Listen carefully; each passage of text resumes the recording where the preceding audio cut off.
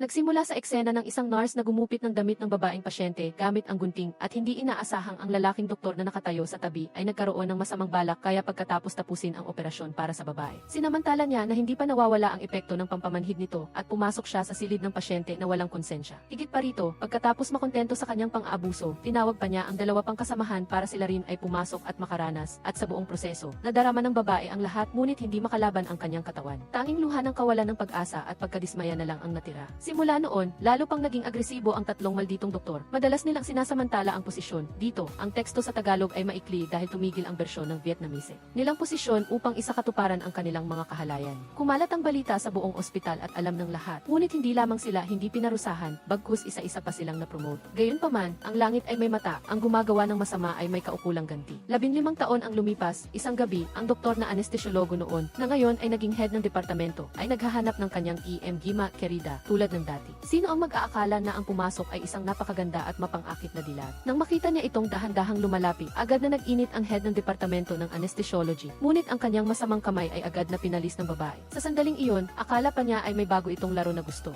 Ngunit ang naghihintay sa kanya ay ang malamig na kutsilyong nakatago sa hita ng babae. Bawat saksak ng kutsilyo ng babae ay agad siyang ikinamatay sa lugar. Mabilis na natagpuan ang bangkay ng anestesyologong doktor. Ang resulta ng otopsya ay ikinagulat maging ng forensic doktor dahil ito ang unang pagkakataon na nakakita siya ng gayong pamamaraan ng pagpatay. Ang biktima ay nasaksak ng kabuuang 4 na beses at ang lahat ng 4 na saksak ay eksaktong tumama sa arterya. Ngunit ang lawak ng sugat ay napakaliit. Sa madaling salita, nais ng salari na dahan-dahang umagos ang dugo ng biktima hanggang sa maubos upang pahabain ang proseso ng kamatayan ng mailabis na sakit. Kung gayon, gaano katindi ang puot? Dito, ang teksto sa Tagalog ay maikli dahil tumigil ang bersyon ng Vietnamese. Para gumawa ng gayong karumal-dumal na gawa, hindi pa natatapos ang investigasyon ni Inspector Choi. May isa na namang nagsumbong may nakita na namang bangkay ng isang lalaki. Sa pagkakataong ito, ang biktima ay isang associate professor sa ospital at ang paraan ng pagkamatay ay parehong-pareho sa anestesyologong doktor. Ipinapalagay ng forensic doctor na ang salarin ay tiyak na isang taong may malalim na kaalaman sa anatomy ng tao at isang dalubhasa sa paggamit ng kutsilyo. Kung gayon, isa rin ba siyang doktor? Sa huli, parehong nagtatrabaho sa iisang ospital ang dalawang biktima at malamang na pareho silang nagkasala sa isa pang doktor kaya nagdusa sila ng ganitong trahedya. Kaya, naghanap si Inspector Choi ng isang kaibigan na nagtatrabaho sa ospital. Ang resulta, nalaman niya. Dito, ang teksto sa Tagalog ay maikli dahil tumigil ang bersyon ng Vietnamese na ang dalawang ito ay walang kaaway at sa katunayan ay may napakalapit na kaibigan. Ngunit matagal na itong nag-resign at naging direktor ng isang beauty clinic. Dahil dito, naghanap si Inspector Choi ng isang nurse aide para magtanong ng karagdagang impormasyon. Hindi niya inaasahan na nang marinig lang ang pangalan ng tatlong ito, naalala nila agad ang pangyayari noong nakaraang taon yon ay ang karumal-dumal na ginawa ng tatlong doktor na iyon. At pagkatapos marinig ang buong kwento, agad na kinumpirma ni Inspector Choi na ito na ang babae noon na bumalik para maghiganti. Upang kumpirmahin ang kanyang hinala, kinabukasan ay pinuntahan niya ang direktor ng beauty clinic at kusa niyang binanggit ang tungkol sa insidente 15 taon na ang nakalipas. Nang marinig ito, halatang nagbago ang reaksyon ng direktor. Dito, ang teksto sa Tagalog ay maikli dahil tumigil ang bersyon ng Vietnamese.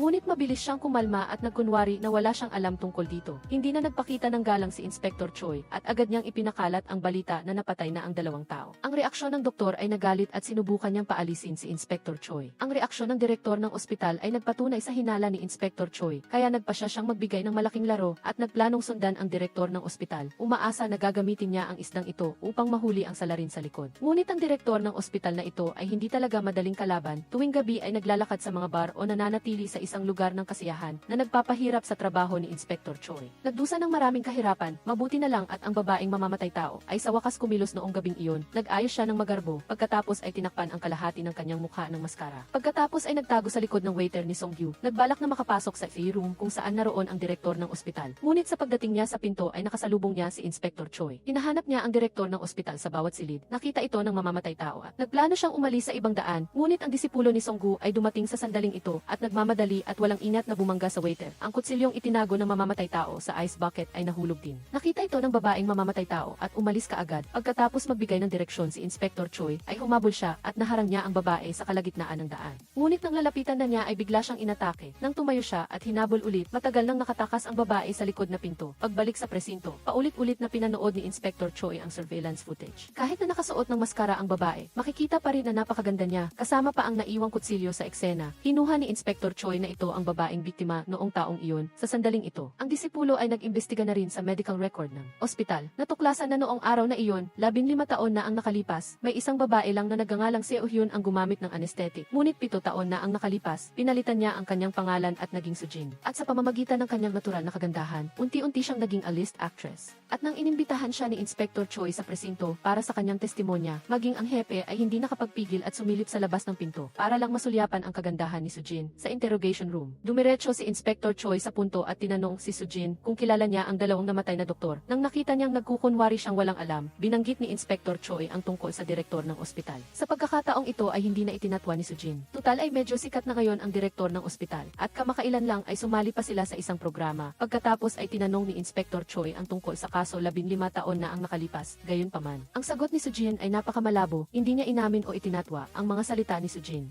ay hindi nagbigay kay Inspector Choi ng anumang butas. Sa huli ay wala siyang pagpipilian kundi hayaan siyang umalis. Ang kaso ay wala pa ring pag-unlad, kaya itinuon ni Inspector Choi ang kanyang atensyon sa kutsilyo. Ayon sa may-ari ng tindahan ng kutsilyo, ang karambit knife na ito, na kilala rin bilang Tiger Claw, ay nagmula sa Indonesia, kadalasang ginagamit para sa paghihiwa ng maliliit na piraso ng karne mula sa buto. At ito ay isang uri ng kutsilyo na ginagamit ng mga matadero. Nang banggitin ang matadero, biglang naalala ni Inspector Choi ang isang tao. Iyon ay ang may-ari ng tindahan ng karne ng baboy sa ibaba ng kanyang bahay. Ang tindahan ng karne na ito ay hindi pa matagal na bukas. Nakita ni Inspector Choi mismo ang may-ari na nagkatay ng baboy at ang kanyang kasanayan sa paggamit ng kutsilyo ay masasabing napakahusay. Kahit pa kaya niyang sterilize ang ipis sa dingding, ngunit kumpara sa galing sa paggamit ng kutsilyo ng may-ari, mas napansin ni Inspector Choi ang kanyang kagandahan dahil siya ay talagang napakaganda. Si Inspector Choi, 35, na kaibigan ng kanyang kanang kamay, ay minsang tumingin lang sa kanya at nahirapan ng matulog sa gabi. Pagpikit niya ay nakikita niya ang kaakit-akit na katawan ng may-ari. Sa huli ay kinailangan niyang magbilang ng higit sa 7,749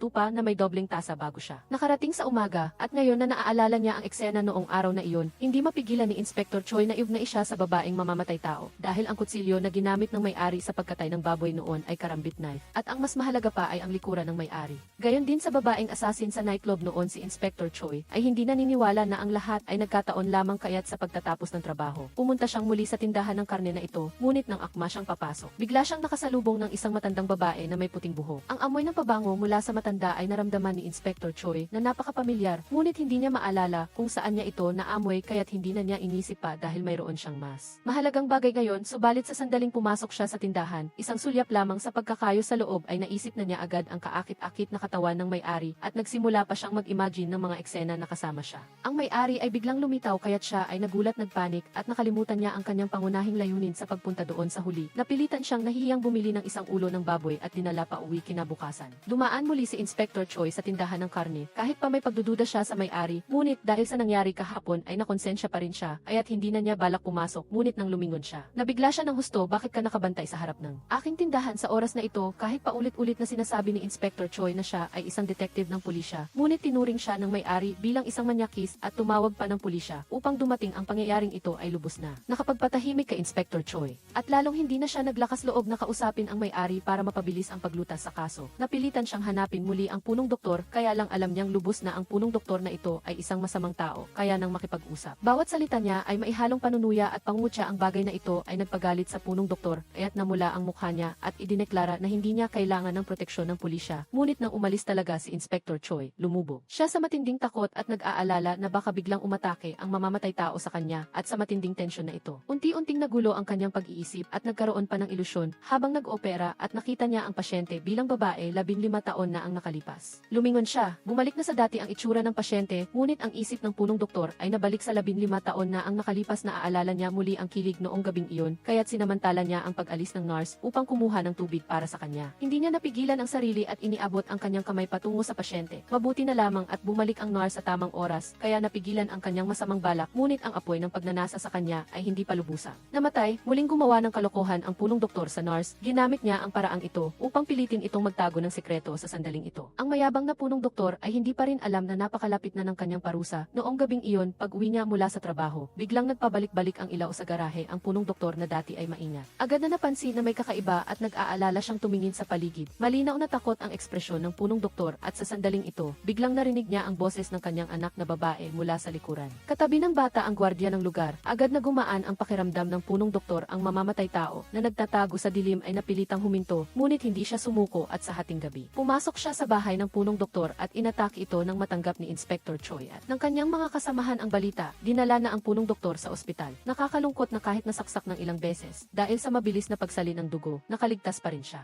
Bukod pa rito, habang nakikipaglaban sa mamamatay tao, nasaksak pa niya ng kutsilyo ang hita ng kalaban nang malaman ang mahalagang impormasyong ito. Agad na pumunta si Inspector Choi sa tindahan ng karne at nagkunwaring bibili ng karne. Sa wakas ay natanong niya ang may-ari ng tindahan. Balak niyang magtanong sa may-ari, ngunit paanong ang isang 35 taong gulang na nag-iisang lalaki tulad niya ay mananatiling kalmado sa harap ng kagandahang ito. Nahiya siya at nagdahilan na gusto niyang bumili ng karneng baboy. Nang makita niyang nawawalan na ng pasensya ang may-ari, sumunod na lang si Inspector Choi at naglabas ng pera, ngunit nang akma siyang aalis na. Bigla niyang nakita ang pilay na binti ng may-ari. Ang bagay na ito ay nagbigay ng bagong pag-asa kay Inspector Choi na akala niya ay wala na siyang makukuhang impormasyon. Upang makita ang sugat sa hita ng ginang, napilitan si Inspector Choi na gumawa ng kalokohan. Una ay nagbigay ng sapat na dahilan upang hindi umalis, pagkatapos ay sinamantala ang pagkakataon para itulak ang ginang at pabagsakin sa mesa. At itinaas ang kanyang palda, tiyak na natuklasan ang nasugatang hita. Nang makitang malapit ng mabunyag, gumamit ang ginang ng honey trap paulit-ulit na ginamit ang mapang-akit na salita kay Inspector Choi. Sa pagtingin sa kanyang kaakit-akit na mukha, nang hina ang kalooban ni Inspector Choi, talagang hindi niya mapigilan ang pang-akit at habang nagpapalitan sila ng mga matatamis na salita, ang direktor sa kama ng ospital ay sinalanta ng malaking kapahamakan nilang tama lamang ang kailangan ng asasin para talunin ang mga bantay. Pagkatapos ay inilagay ang direktor sa wheelchair at itinulak sa ambulans. Nang dumating si Inspector Choi sa balita, ang direktor ay matagal nang hindi alam kung saan dinala. Pagkatapos ay sa pamamagitan ng surveillance camera ng ospital, natuklasan na ang direktor ay kinuha ng isang babae at ang hitsura niya ay eksaktong kapareho ng nakaraang babaeng asasin. Ngunit nangyari ang krimen habang kasama niya ang ginang, kaya natural na inalis nito ang hinala laban sa ginang. Nakahinga ng maluwag si Inspector Choi. Pagkatapos ng trabaho ay hinanap niya agad ang ginang. Hindi na makapaghintay ang ginang at yumakap sa kanya. Kasabay nito, nagising ang direktor na nalilito at natuklasan niyang nakatali siya sa isang bahay katayan.